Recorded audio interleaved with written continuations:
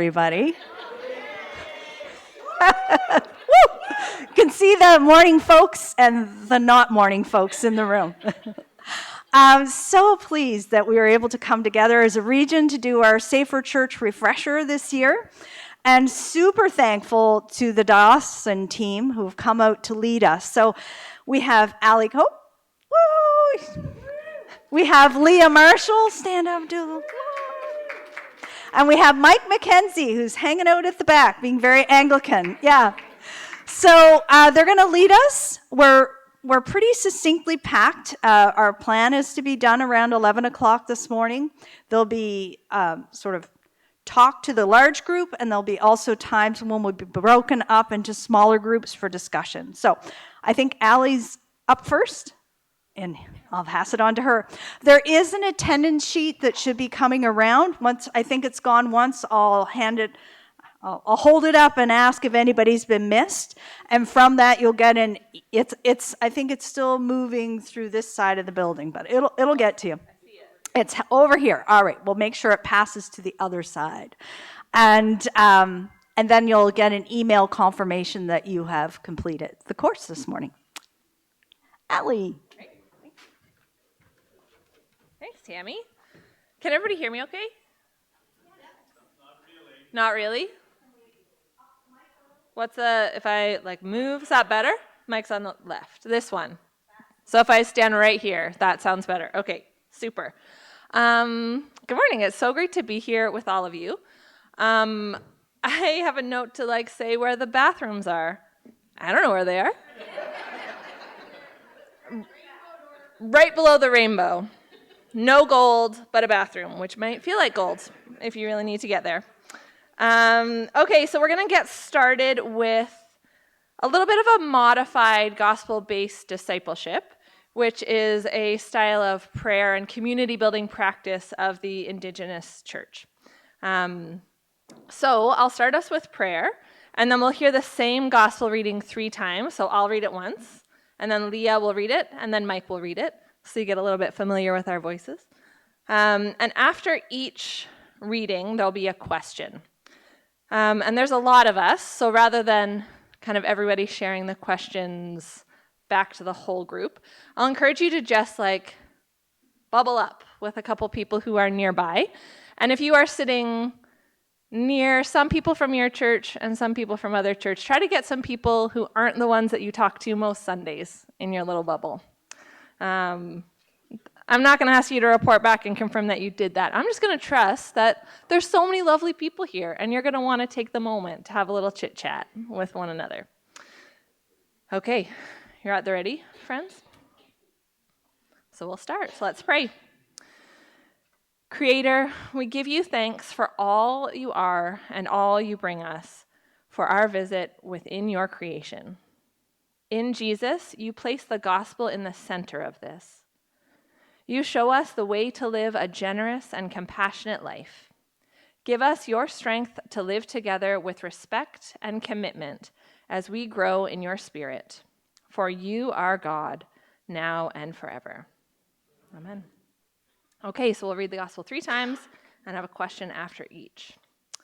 So this is from the Gospel of John. When they had finished breakfast, Jesus said to Simon Peter, "Simon, son of John, do you love me more than these?" He said to him, "Yes, Lord, you know that I love you." Jesus said to him, "Feed my lambs." A second time he said to him, "Simon, son of John, do you love me?" He said to him, "Yes, Lord, you know that I love you." Jesus said to him, "Tend my sheep." He said to him the third time, "Simon, son of John, do you love me?" Peter felt hurt because he said to him the third time, "Do you love me?" And he said to him, "Lord, you know everything. You know that I love you." Jesus said to him, "Feed my sheep." What words, ideas, or phrases stand out to you from that? So take a moment to think about that and then chat. What words, ideas, or phrases stand out for you? We'll take 3 minutes.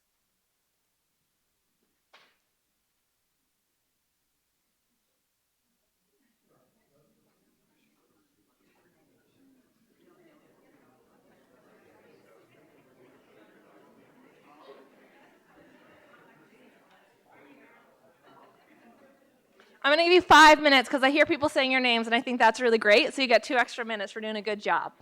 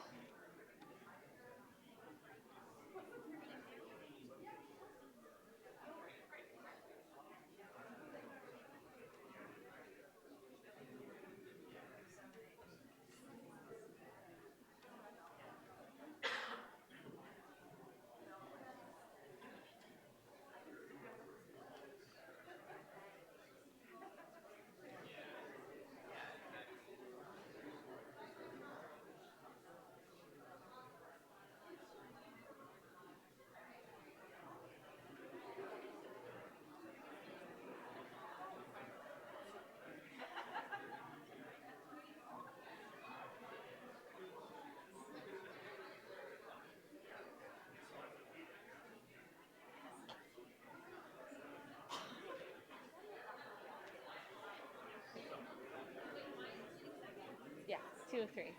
If that's okay, I don't care.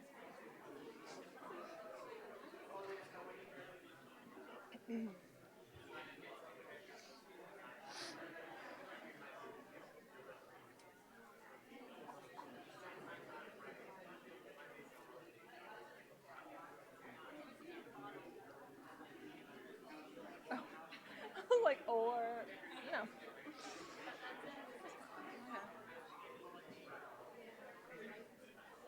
I'll just rest easy knowing that Just Steel is on the other side of the country and doesn't know that I'm doing this. Yeah. Like, I'm never gonna love it, but she is the one person that really makes it feel like committing a mortal sin. Absolutely.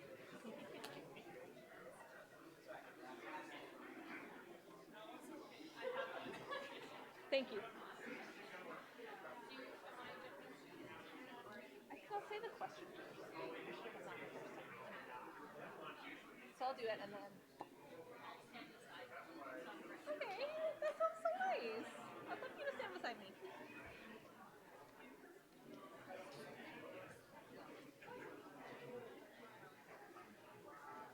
Okay, just a couple more seconds.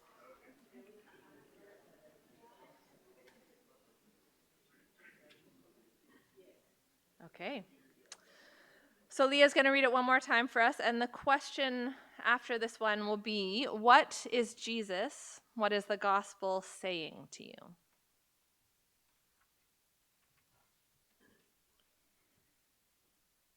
When they had finished breakfast, Jesus said to Simon Peter, "Simon, son of John, do you love me more than these?" He said to him, "Yes, Lord, you know that I love you." Jesus said to him, "Feed my lambs." A second time he said to him, "Simon, son of John, do you love me?" And he said to him, "Yes, Lord, you know that I love you." Jesus said to him, "Tend my sheep." He said to him the third time, "Simon, son of John, do you love me?" Peter felt hurt because he said to him a third time, "Do you love me?" And he said to him, "Lord, you know everything. You know that I love you." Jesus said to him, "Feed my sheep." What is Jesus and the gospel saying to you? 3 minutes.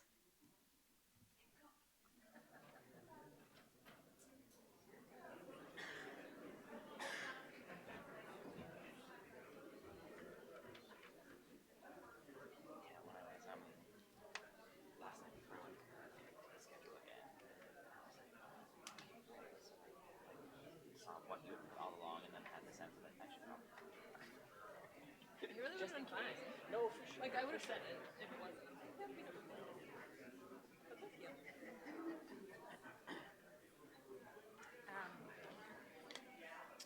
I saw John yesterday, and I was like, "Oh, today," and he said, "Okay, I said I just did my SafeR 6 months ago, so I'm not doing that." And then I was thinking to myself, "What?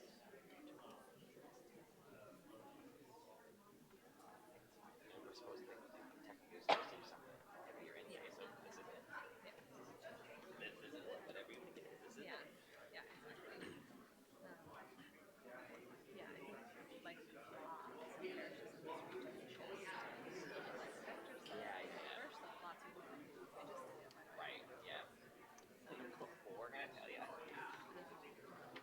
my guess is that, I don't know, I don't really know John. I'm better than him. My guess is that he probably would have come anyway, but it's just a lot different.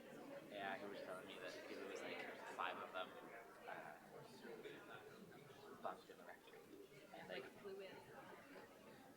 he said like, you know Muppets from Christmas, right? And then like, it's like Francis's dream has always been to be like that like she's the faucet in the situation. And she's like, and this weekend felt like that. And I was like, well, excuse me, I'm crying. Oh, I don't know. Did I tell you what she said in her interview? Oh, yeah. Like, it is her birthday. Her friends are all here. She emailed me yesterday. Like, I sent the schedule. And she, like, sent a thoughtful reply. Like, my friend. Yeah. Not my friend, my employee. It's your birthday. Yeah. Don't set the bar in ways that are unattainable. For yourself to live up to, for us to actually live up to that, really. I can't believe you referenced Muppet Family Christmas. What?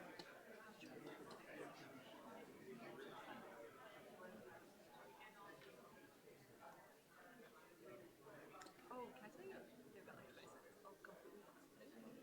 Someone yesterday asked us if we think the way, sorry, the way that Yeah. like very casually, as though it's Yeah. You know. Yeah. It's not my tax bracket. And then I was like looking stuff up about it, like, oh, really? A lot there. Okay, so you can wrap up that one. And we'll have one more time. And the question for this time will be, what is Jesus, what is the gospel calling you to do?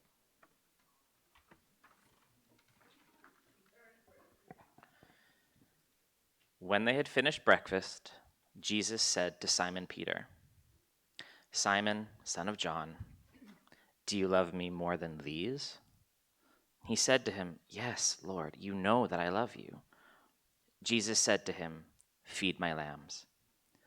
A second time he said to him, "Simon, son of John, do you love me?"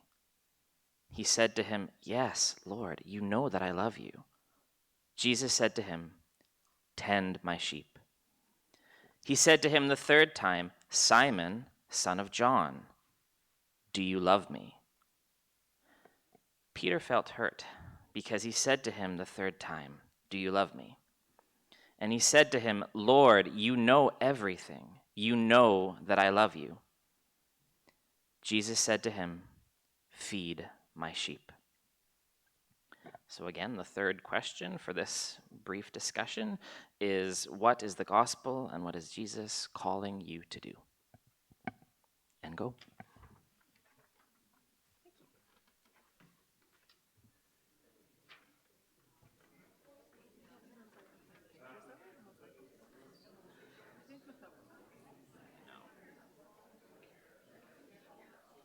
A little wild.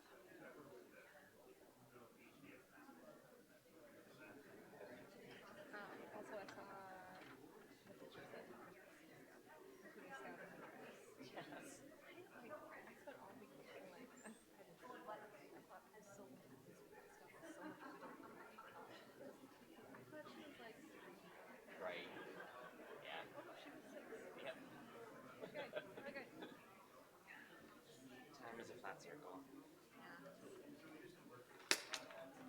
Um, do you like during like the first hour, or are you just gonna? I'll be right there if you do. I'm just wondering. Yeah, I don't think I'm gonna say at the start, if people have questions that are briefly directly related, they can bring them. So if people have, you might have questions that I don't know. Yeah. But apart from that, Sorry. No one is gonna ask anything you don't know. Full stop. no, No, but just meaning, I don't know. I just feel like partly because I've been away, I'm just feeling like, oh shoot, like I haven't been as mentally on this as I thought I would be today. So that's all. no, yeah, I got a lot of piece of paper to read. Cool, fun.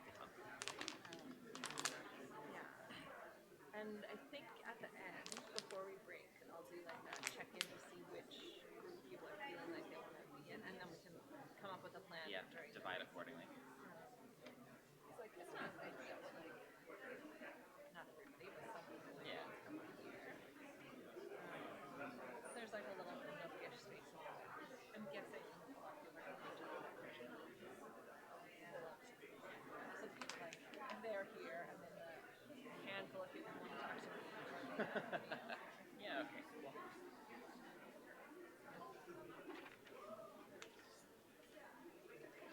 Is this 8? I'm bad. I'm really bad at like spatially judging. Probably. Like, there's about 4 people per pew that has people.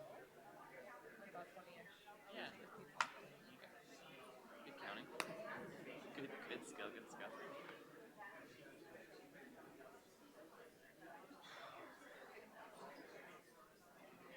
In my mind, I know more people in Shabbat than I think I'm realizing that I do. I'm always surprised by both the number of people I know and the number of people I don't. Yeah. Okay, I'll go sit. Okay, just a couple seconds to wrap up that one.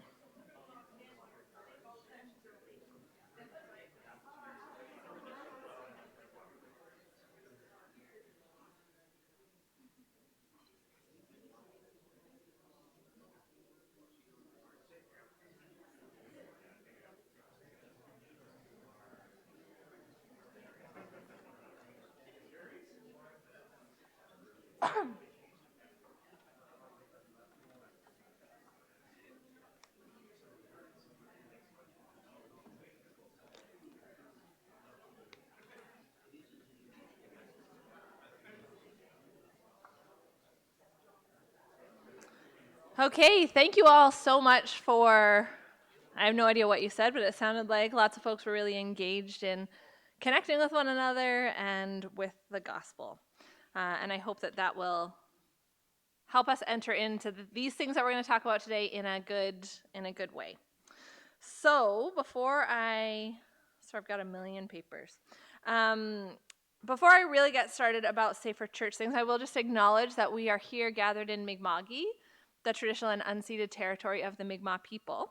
And as you likely know, Mi'kmaq people count or mark time traditionally in a bit of a different way than Western culture marks time. So right now, we are in the moon of Benedimuigus, which is the birds laying eggs moon. So when I think about how do we acknowledge the territory, the land that we are gathered on in different places and different contexts, I like to try to think about what is it that we can learn or think or be open to learning more about from Indigenous people that can shed new light on the thing we are doing today. And I was thinking about the moons and the ways that we mark time, and that the Mi'kmaq way of marking time is looking at the world around us. Not just looking at our own navels or what's going on in our churches, but the things that are going on elsewhere. And I think that really offers a lot for this work of SafeR Church and risk management and abuse prevention. To remember that we are here in this place, in this land, and also in a broader context of communities who are doing this work. Sorry, there was a hand over here. Did you have a...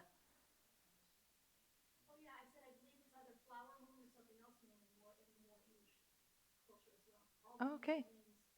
Yeah. Yeah, it's very like... To do with like the seasons and things that happen. Yeah, and so there's lots of different moons that are based on nature names. So, yeah. And your name's Alicia, sorry? Alyssa. So Alyssa's going to find out about moons. Pardon? Full pink moon. It's just more, it's not paid as much attention to now. Yeah. But much more uncommon than you think. Yeah. Everyone has that. There's hunter's moon, harvest moon. Most people know harvest moon. Yes, exactly. Every moon has a name. Sometimes they're even quite similar. Yeah, so there's lots of different ways to name time. Like, I have a very dear cousin to me whose name is April. So I love the month of April, and isn't that so nice? But it also is really meaningful and life-giving to look at other ways of marking time and how we can learn from the world around us and from the people who have been the caretakers of this land for as long as we've marked time in this place. So I'll also just say that we're not going to get too into specific things today, but I know that talking about risk management and abuse prevention can bring up emotions and past traumas and things that are just really hard to deal with. So you folks have come with other people from your churches, so I won't tell you who the person that you should talk to for support is.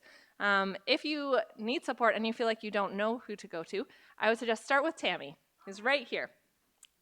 So by all means, if you feel things bubbling up for you, reach out for support. Taking care of yourself is more important than making sure you sit in your seat and politely listen to what I'm saying. So as we move through the agenda, just make sure that you're doing that work of taking care of yourself. Step away, step outside if you need to, take some deep breaths. A really helpful thing that I learned that I think probably you could do at the back of the church if things are feeling a little overwhelming is if you just put your back against a wall.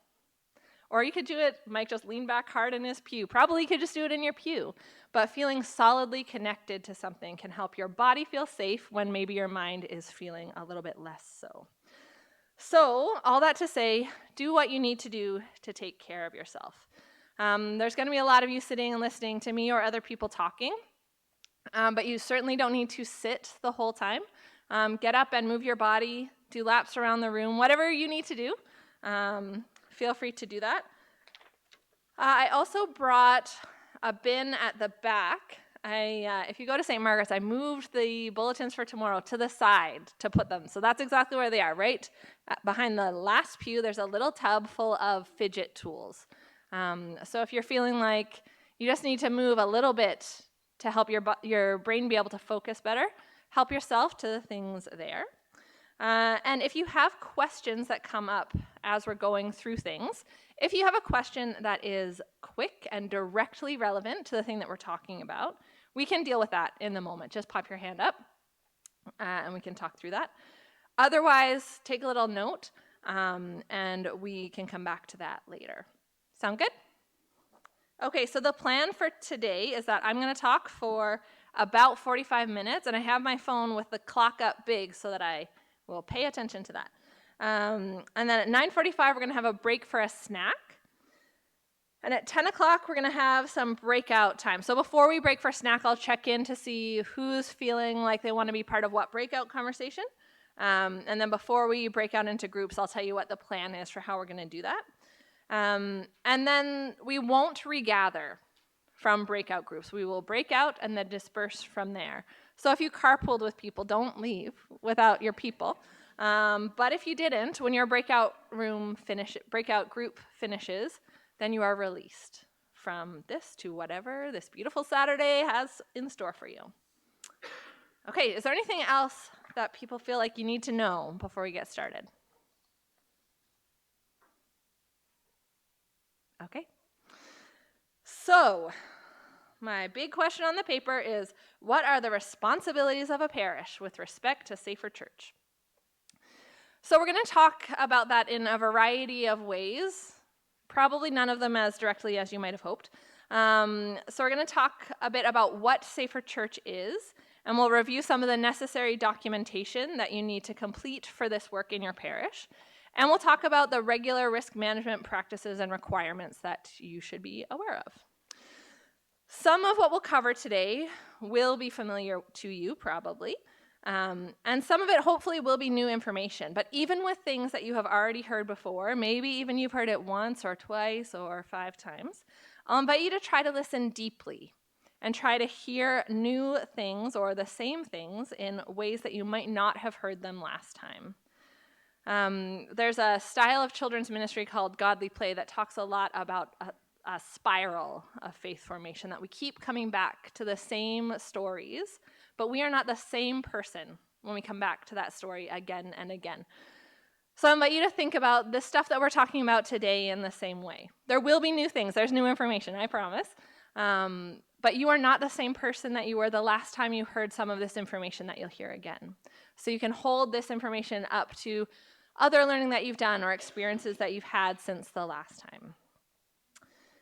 So what is SafeR Church?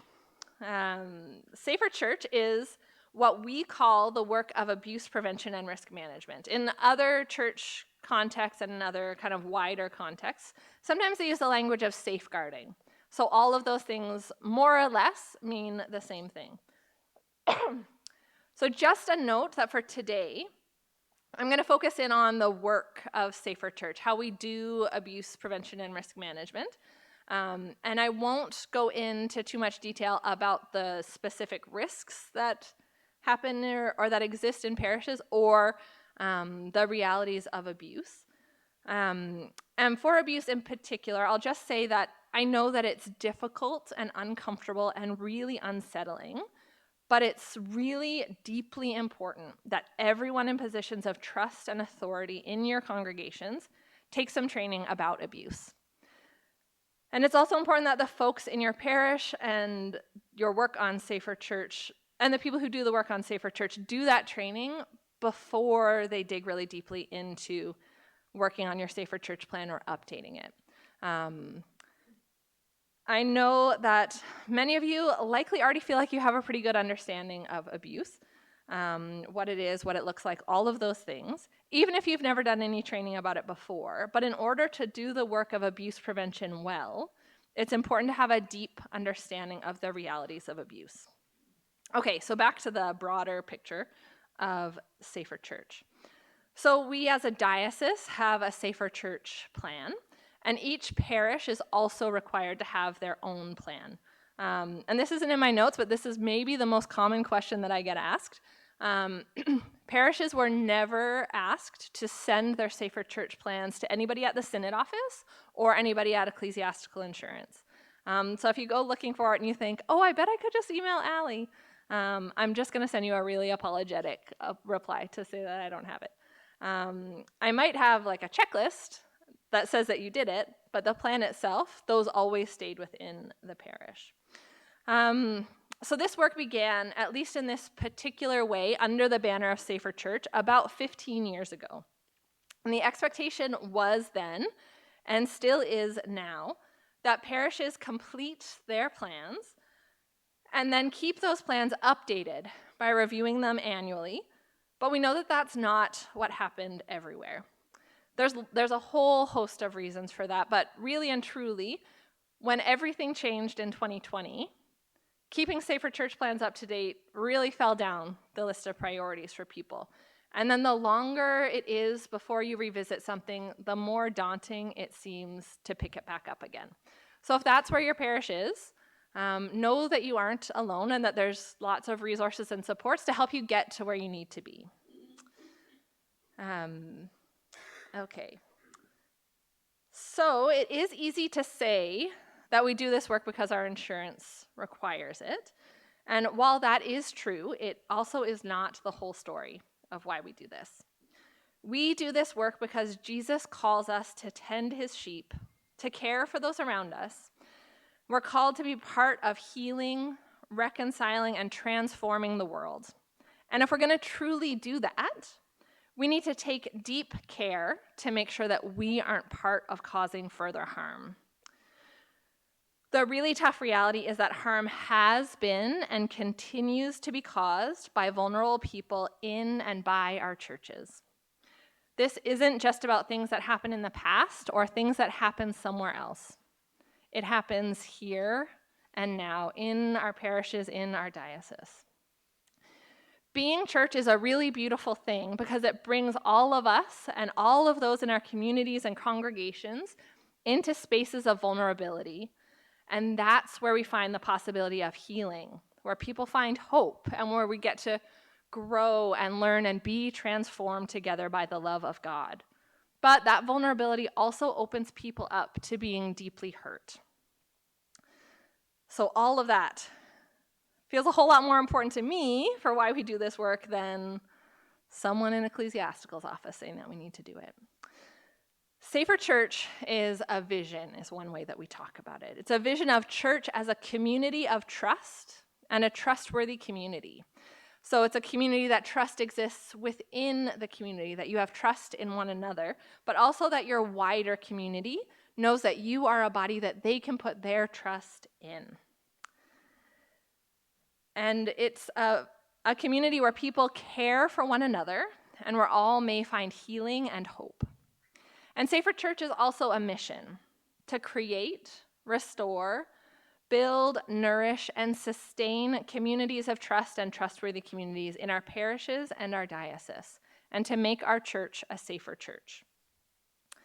So, to get at those good, beautiful things, parishes must deliberately take active, prudent, reasonable, appropriate, and effective measures based on your particular circumstances and context to seek to protect the people who are involved with the parish from harm that might come to them in a variety of ways. So the three kind of groups of ways that harm might come to people are on church premises. So this includes not only your church building, but other locations where church-related activities might take place. So maybe this isn't your church building, but this is your church right now. If your community has a picnic in the park across the street, that's where church is. That is church premises for the purpose of this understanding. Harm might also come to people in and through programs of the church. So this includes activities that your parish is solely and entirely directly responsible for, but also activities that are less directly controlled by the parish, in which your parishioners participate because they're part of the parish. So thinking about Sunday morning worship as a church program, easy peasy. People get that. Sunday school, youth group, Mothers Union, all those things, pretty cut and dry. If you have a parishioner who's a volunteer at the food bank because they care really deeply about feeding the hungry people in their community, that's not a church program. If you have parishioners who one Tuesday a month volunteer at the food bank as a team from your parish, that's a church program. I know the edges are a little bit fuzzy and confusing on that, and we'll talk about this later, that it's just really worth getting clear on what your church is responsible for and what isn't. But all that to say, when people from your congregations are doing things because they are kind of tasked or gathered to do that by the church, that is a church program. The other way that harm might come to people is from people, in particular those involved in church activities, including people acting on behalf of the parish, as well as people who may be on church premises temporarily. So again, I think the thing that we think of really obviously is a licensed lay minister who maybe is leading a Bible study, We know that that is a person who is on church premises who might cause harm, and I think people have a good sense of how to manage the risk of that. But we also need to think of who else is on site in the building. Is your furnace getting repaired? I don't know what group might be.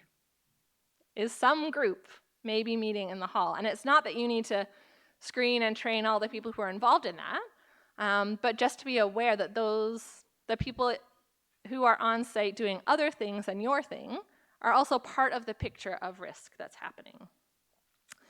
So in figuring out how to mitigate or manage the risks of harm that are presented by those things, it's important to really keep in mind that the goal of this work is not to create policies or procedures or even a really super duper plan to meet all of the requirements of insurance. It's to create safer churches.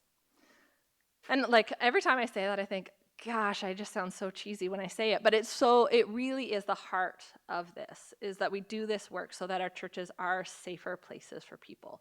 And plans and policies and all the things, all the work that we do to that is a means to that end, but they aren't the goal in and of themselves. If you have a really great plan that looks at every single detail of your congregation, but nobody gives thought or heart to that translating into your community being a safer church, then all of that work will have gone to waste. So the best way to get at this great big work is to start by establishing a working group. It doesn't need to be huge or cumbersome, but it's helpful to have a variety of people who are able to offer different perspectives on your policies and procedures.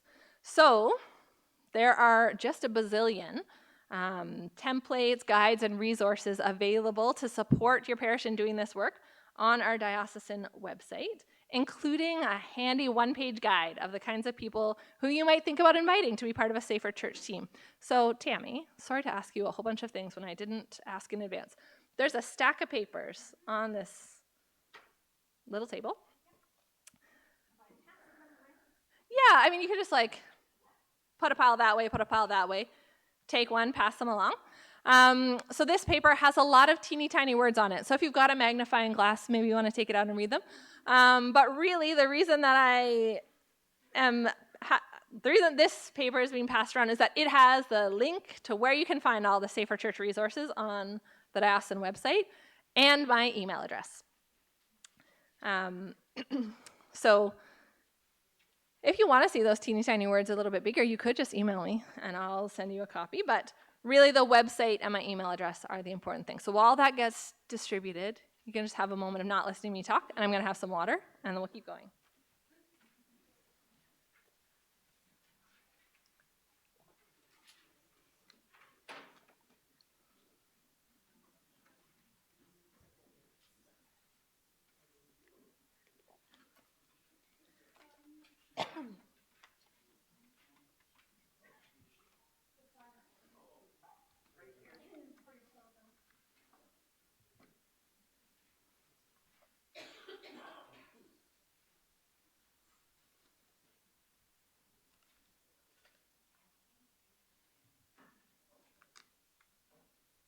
Okay, I see papers towards the back, so we're going to move boldly forward.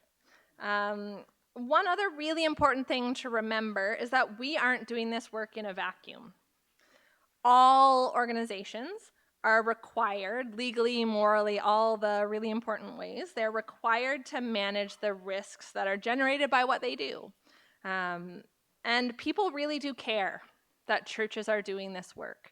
I don't think it comes as a surprise to any of you that it's pretty common knowledge that the church has done a lot of harm in communities. So people ask, what is your church doing to make sure that people are being kept safe?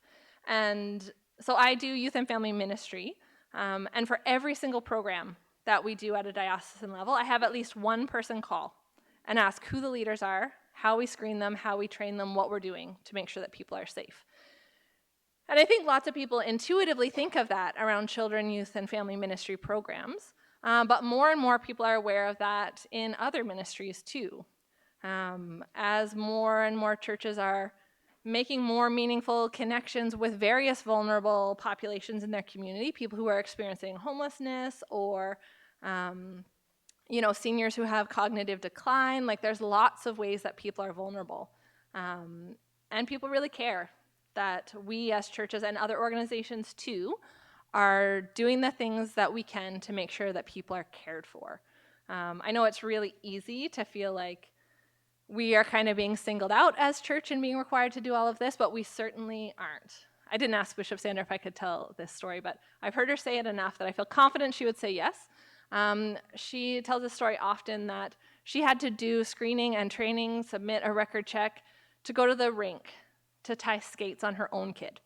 Like, this is just a thing that is being asked of people everywhere in all places. So again, if you feel those kinds of feelings bubbling up of, I can't believe that we have to do this, I can't believe that people can't just trust us as church, it doesn't make the work easier, but it can be a little bit of a balm to remember that we aren't alone in doing it, and that this is part of who we are as Christians, not something that distracts us from the point. Okay, so SafeR Church documentation is the thing that I'll chat a little bit about next. So again, on that little handout, there's that website where you'll find oodles of templates and resources to guide and support you in this work. So there's lots there, so I won't hand out a million pieces of paper that will just end up in the recycling. But I'll just talk a little bit about some of the components of a full and complete SafeR Church plan with you, so that when you go to the website, you can know what you're looking for. So the first piece that I think a lot of parishes skipped this in the initial go, and I just can't tell you how vital and meaningful it is to have this as part of your SafeR Church plan. It's an organizational chart. Like, it's the most boring sounding thing, but it is so helpful for any parish, every organization to just have a clear visual representation of the way that you're organized as a parish. Maybe this is one thing that would be helpful if I had like a big one to hold up or something, but I don't. But they clearly show who is responsible for what, who is accountable to who reports to who, all of those really important things. So for all parishes, parish council is the highest level in the organization. Technically speaking, Mike can shake his head dramatically at me if I get things wrong. They constitute the legal corporation of the parish. At the end of the day, all responsibility, all liability falls to them. When the chickens go home to roost, they're going to parish council. In multi-point parishes, church councils would then be the next level of responsibility under parish council. So from there, that's where things start to vary a little bit more. A parish council might have a finance committee. I know there's committees that parish councils have to have. So just fill in the blanks of what things are mandatory and what might not be. They might have a finance committee, a property committee, a spiritual development committee, a mother's union, a men's club, all kinds of things. All of those things would be committees that report directly to parish council, or they could be things that report directly to parish council. And those committees that report directly to parish council may or may not have their own subcommittees, and they may or may not have their own ministries that happen underneath them. So parish council maybe doesn't have much say about the summer picnic that happens every June. But parish council is responsible for spiritual development, who's responsible for whatever team works to make that happen. So mapping out all of the ministries, all of the things that are part of your parish life, that are formally part of your parish life. If, I had supper at a church friend's house last night, that doesn't need to be on the map. But all of the things that are formal organizational structures of your church should be on there. And it's just really helpful and important for clarifying who's responsible. And that responsibility and accountability, then following through on that to make sure that they know that they need to make sure that SafeR Church requirements are met, that risk management, abuse prevention, and also just the things that need to happen for that ministry to happen all come together. Sometimes, because churches feel a lot like family, sometimes things like this feel a little too formal, or a little stuffy. Like, why do we need that? We just all know who does what. But the reality is that we don't all know who does what. And if we don't just take a minute to get on the same page, everyone will fill in the gaps on their own. And when everyone is filling in the gaps on their own, it leaves big possibility for there to be gaps of things that really ought to be taken care of being missed. I bet you can all think of a time when there was, I don't know, a church supper where everybody thought somebody else was bringing the butter. And suddenly you have really delicious, dry buns to go with your soup. Or, everybody thought someone else was going to print the bulletins. And some of those things, it's not a big deal. You just dip that bun in soup, barely remember that you don't have butter. But when it's things like making sure that you've done a walkthrough of a facility to make sure there's no hazards before an event, those things matter a whole lot more than whether the butter is on the table or the bulletins are printed properly. So org charts they're just beautiful. They're magical, and I really hope that you will all, if you don't have one, that you'll get one. And they're really easy to make with just a word processor, or on the website there's links to websites that make it really easy to put those charts together. So audits are another important part of the work of risk management and abuse prevention in our parishes.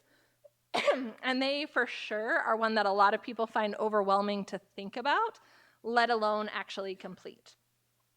So audits need to be completed for every program, service, and activity of the parish, as well as every position within a parish.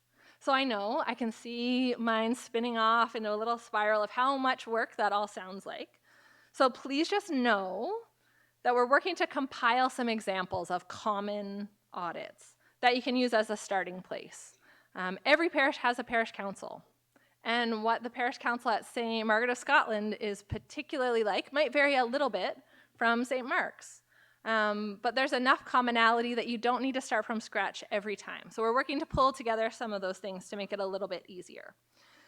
So just a half step back to say that an audit is a super duper close look at all the aspects of parish life. Maybe we really should just use a magnifying glass as like the symbol for SafeR Church, like really just looking up close at everything.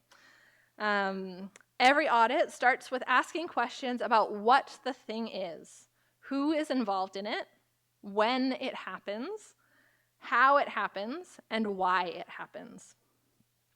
Whenever I do an audit, in my head I have this clear image of my grade 7 English teacher talking about those are the things you really need to get clear on when you think about a story and you're going to tell a story. The what, the who, the when, the how, and the why. So that's where our audits start.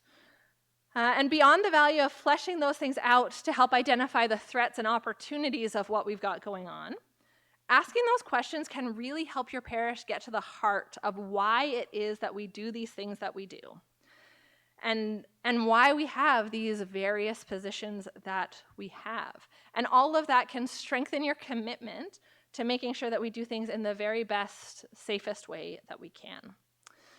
Through these audits, you'll also take a fine-tooth comb through the risks and opportunities that are presented through the programs, services, activities, and positions, and come up with both strategies that can minimize, eliminate, or transfer the risks, but also to make the most of the opportunities that are presented.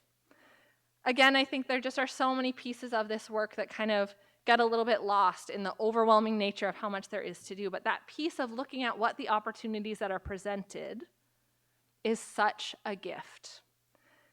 And it's so important to make sure that we're managing the risks, but it's a real missed opportunity to not look at those opportunities that happen or that exist in the things that we do. So make sure that you don't rush past that question when you do audits. Yes. Yeah. Yes.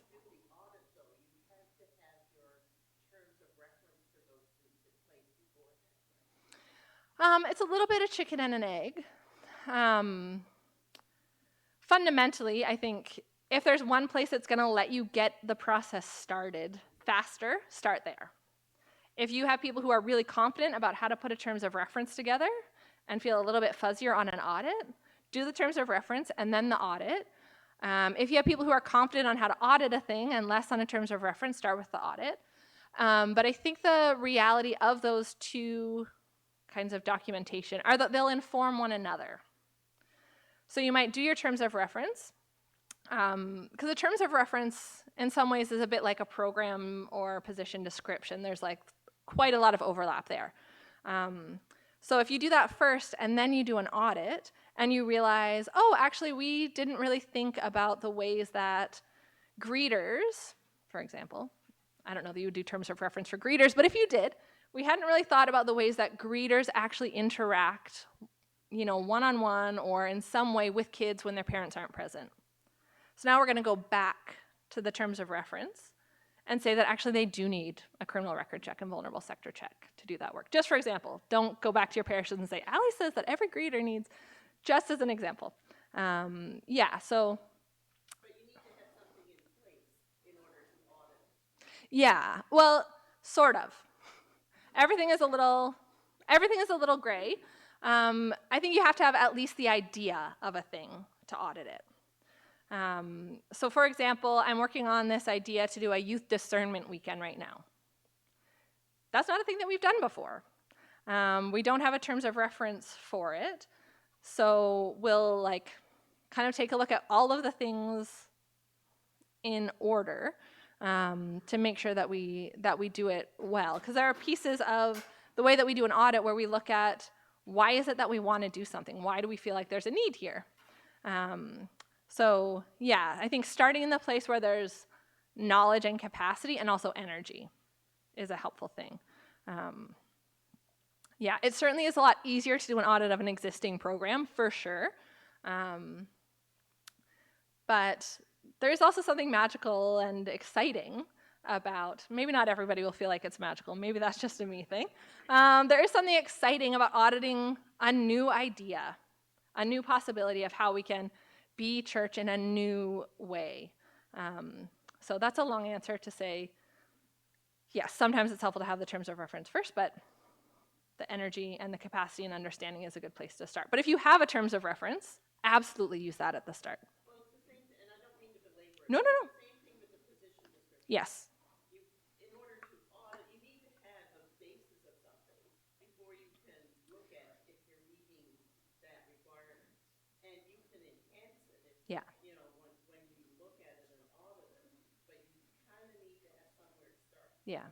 And then when you're dealing with volunteers who may not be the same people in place year after year, Yeah. then you kind of need to have a base of something before you can say, okay, we need to audit this. Right. That's just my thought on it. But Yeah, I think there's also pieces of knowing how your brain works, right? Like some people really need that tangible experience thing to be able to audit it, and that's okay. I just had a thought that was so succinct and it raced out of my head. Just give me a second. Talk amongst yourselves. Okay, I got it. So there are lots of things to be audited. Maybe you've already done a lot of audits and you can look to those. But if you have things that already have terms of reference, if you already have some position descriptions, if you already have a really thorough understanding of how a ministry works, start with those audits. Because those are going to be easier. Easier in some ways, maybe a little bit more complicated in some ways, because people might have filled in their own blanks about what's happening. But certainly a much more tangible place to start.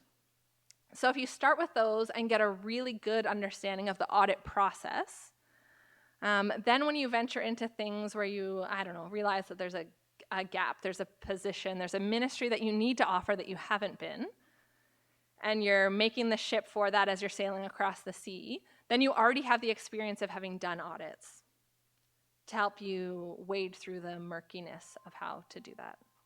Does that make sense? Okay, that was really helpful. Thank you for that. So one of the things that I talked about in there that will come out of these audits and doing position descriptions in terms of reference are screening and training requirements. So screening and training requirements come up for people who are in all sorts of positions of trust and authority.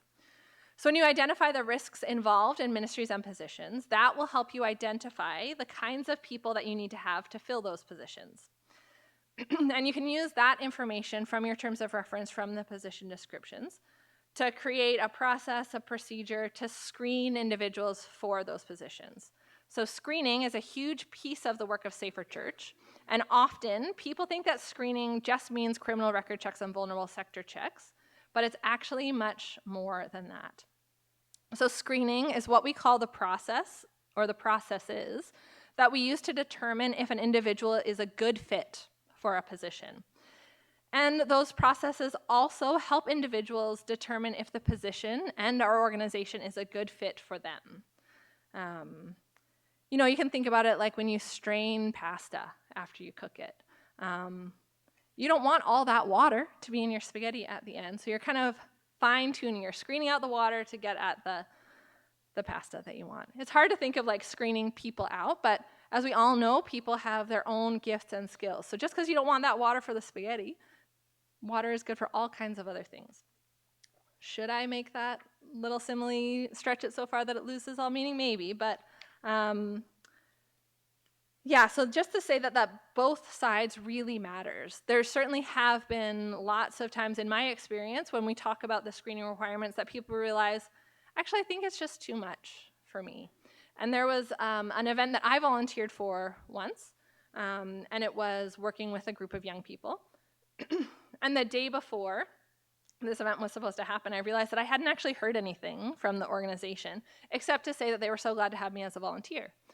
So I emailed them to say, do you want my criminal record checked? Like, is there training I need to do? Is there anything? And they said, no, you just show up and we'll assign you your group of 8 young people, and then you'll spend the weekend with them. And I emailed back and said, I'm really sorry, but I can't.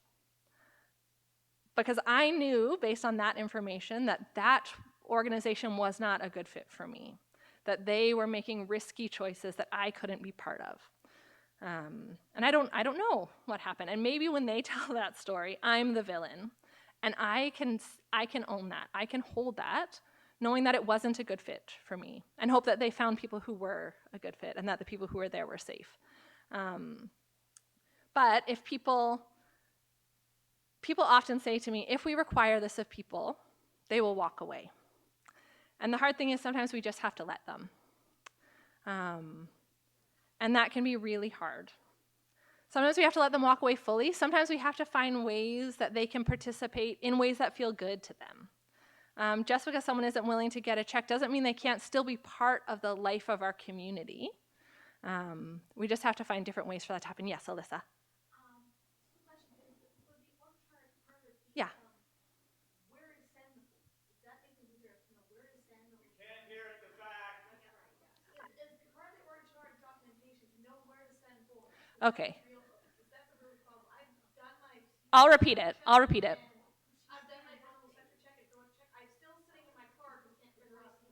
Yeah. So the question is, can an org chart show where to send this information, where to send forms, where to send your checks? And absolutely, that can be a really helpful piece of it. Especially, actually, it's really helpful for just your parish to have a defined process of who it goes to. So yeah, lots of this work is just being clear with people about what the expectation is and what to do with the information that they're told to gather. Yeah. So again, just getting clear, because a lot of this is about how we care for volunteers, how we care for the people in our community, right? If people are left having done all of this screening work and are left kind of languishing, not knowing what to do, that's not a really great way to care for people. And that's the kind of thing that leaves people feeling unappreciated and makes them wonder, where else could I take these energies where the things that I'm trying to do can happen. So yeah, I think really letting, oh my gosh, you're such a doll. Yeah, letting doing these processes help you fill out the gaps of what things are missing is really important. Okay. So criminal record checks and vulnerable sector checks are part of all of this. They're not new, but I know that there is always ongoing uncertainty about them and lots of questions. So I'll just say a couple things to get so clear. Your parish SafeR church plan will need to define how often criminal record checks and vulnerable sector checks need to be renewed. Our insurance requires it to happen at least every 5 years. You could ask for it more often than that if you wanted, but that's the minimum. And the initial check needs to be done in person at a police station, and a designated person from your parish needs to see it and verify the original seal from the police service.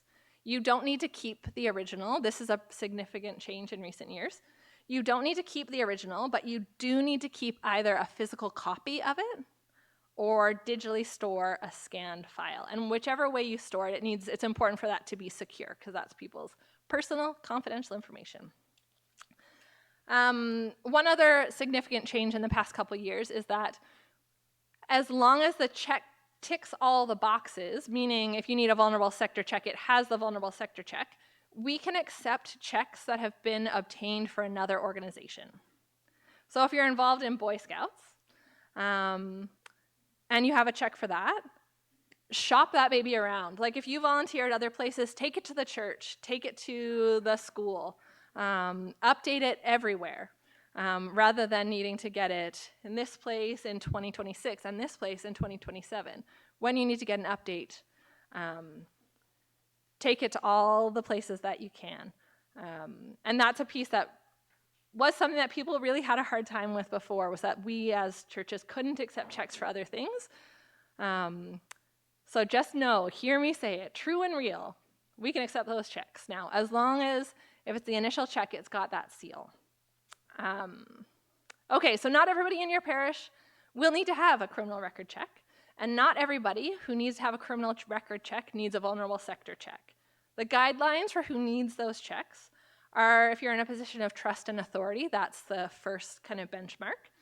And then you need a vulnerable sector check on top of that if your work involves contact and control with children, youth, or other vulnerable people.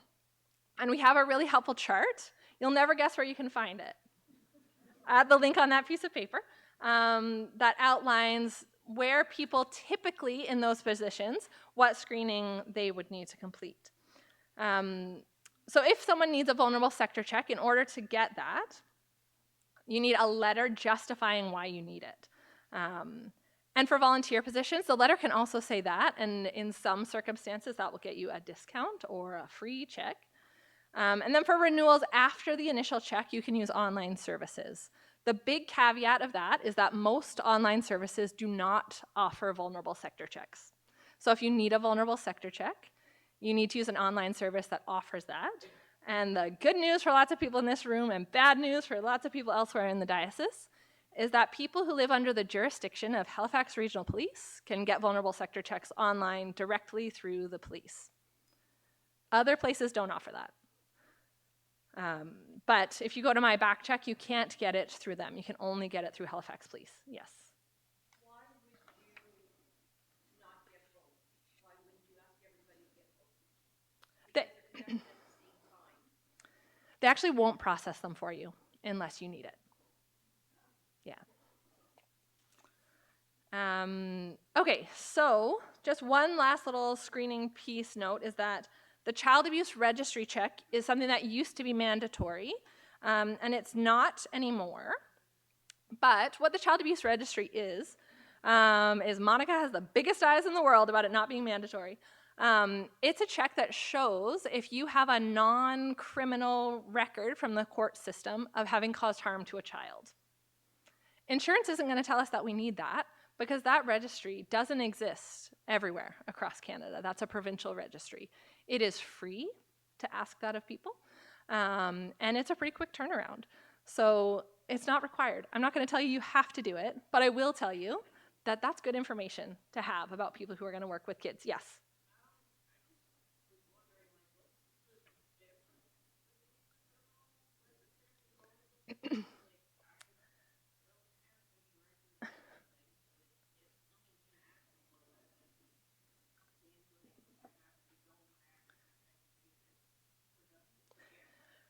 So there are things that show up on a vulnerable sector check. I should have looked this up because someone always asks this and I didn't. But there are things that will show up on a vulnerable sector check that aren't covered in a criminal record check. So if you are pardoned for offenses for particular reasons, like it's just a further level of information, and things that are particularly relevant if you're working with vulnerable people. So all of those checks are really useful tools, but they are not sufficient on their own. So the specifics of what you might do beyond that will come from those position audits that you'll do. And some of those will then be reflected in the job descriptions or terms of reference that you generate, and then you use those to put people in the positions where they need to be. So screening factors, things that you can look for, might include educational backgrounds, past work experience, qualifications or certifications like a driver's license or a food handler's course, or other specific skills. And you can get that information from resumes, application forms, interviews, and reference checks. A thing that, hear this really clearly, it's actually a requirement of our insurance to have individuals for both paid and volunteer positions complete an application, be interviewed, and have their references checked. So that feels like a lot, but remember the people who are in your community who are in positions. So filling out an application does not have to be super involved. It does not have to be an onerous, anonymous, distant, cold process.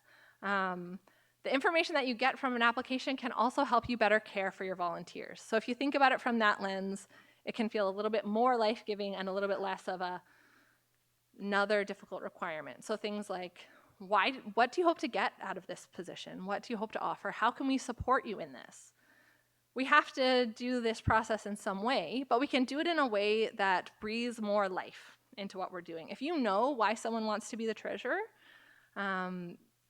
you can help them find the meaning that they're looking for through that. And if you never ask that question, there are things that you might not be able to get at. I know that putting a little flowery spin on it doesn't make it simple, but just an offering. Aaron. So, what if people have the position, so as a new rector in a parish, I came from Ottawa, that against me, but there's people who have had offices in the position for almost half my lifetime. Yeah. Right? So how do I go about doing that application process again? Yeah. Or do you just do it on a go-forward basis? Right. So the question is, if people are already in positions, how do you do this? What does it mean if someone has been the treasurer since Jesus walked on earth?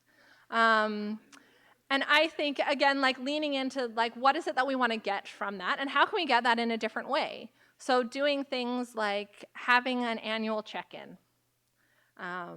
Making sure that you have the information about the qualifications that people are supposed to have if those matter. That's a really important kind of non-negotiable.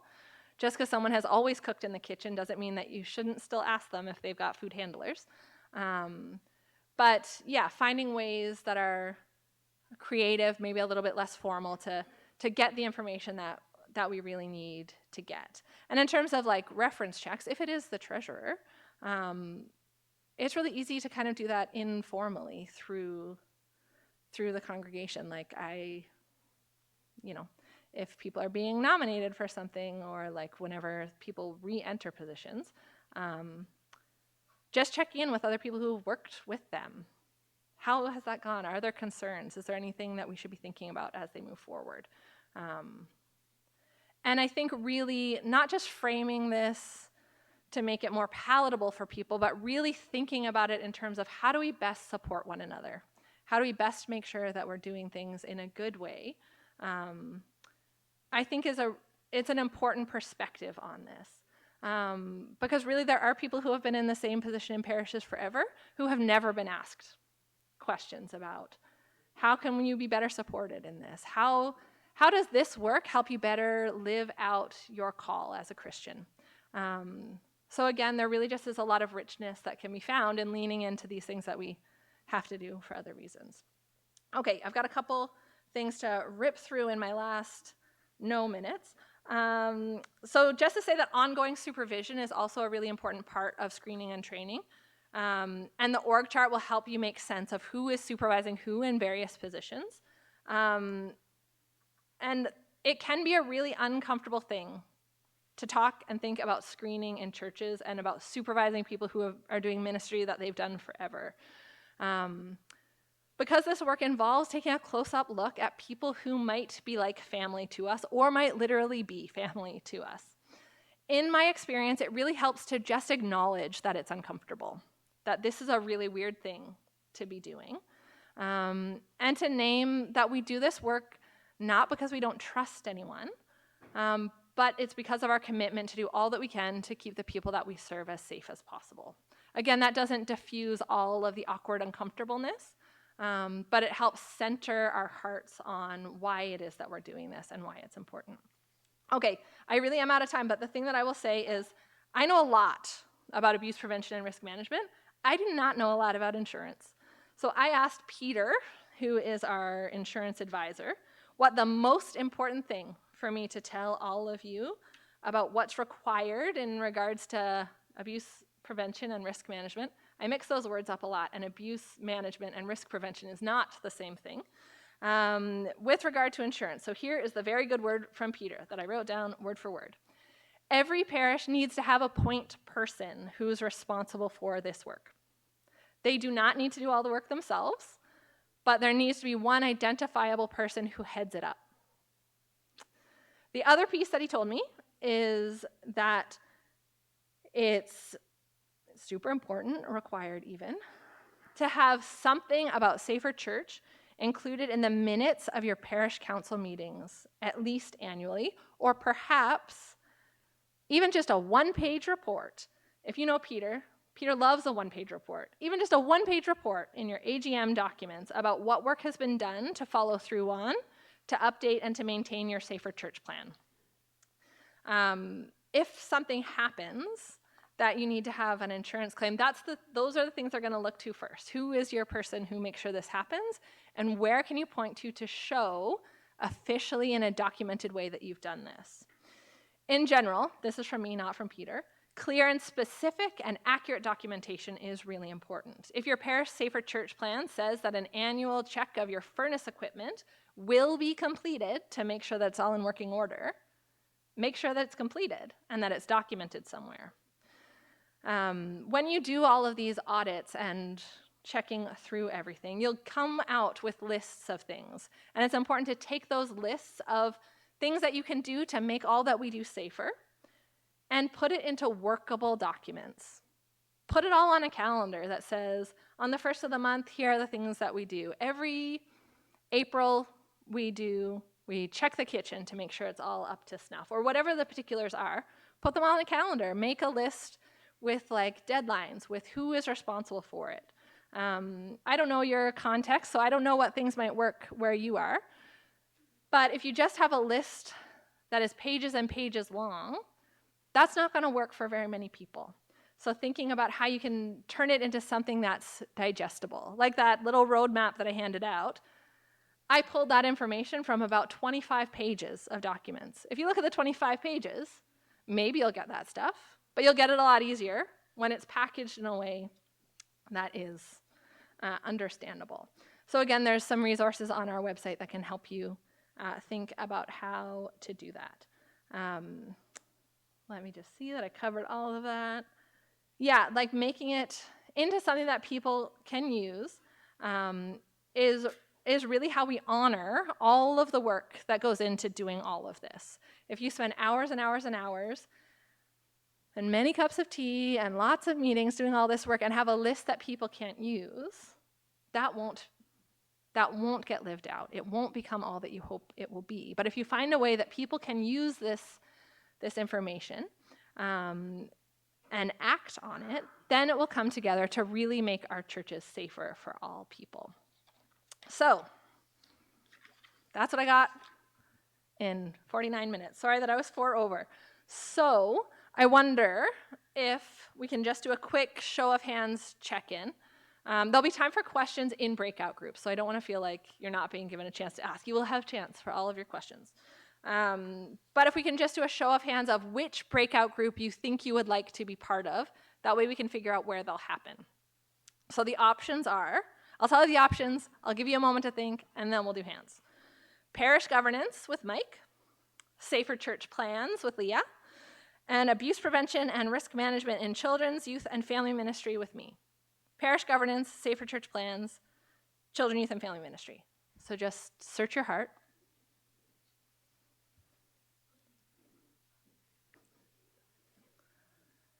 All right, everybody ready? Pop your hands up in the air if you would like to talk about parish governance, if you've got questions about that.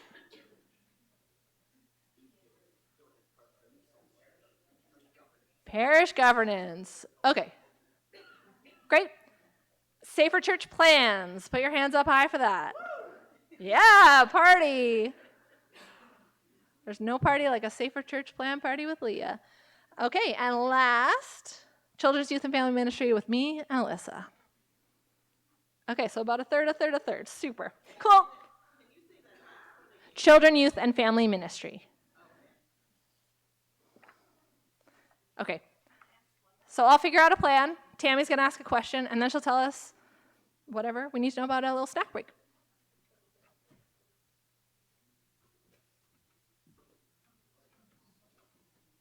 I know the attendance sheet went around. Is there anybody who didn't sign? Okay, I'm coming for you. Okay, so snacks and things are at the back. It is 9:51. So at 10:05, someone will come up here and give you direction about where to go to find your breakout groups. Sound good? I'll lurk right here. So if you have any burning questions, come quick.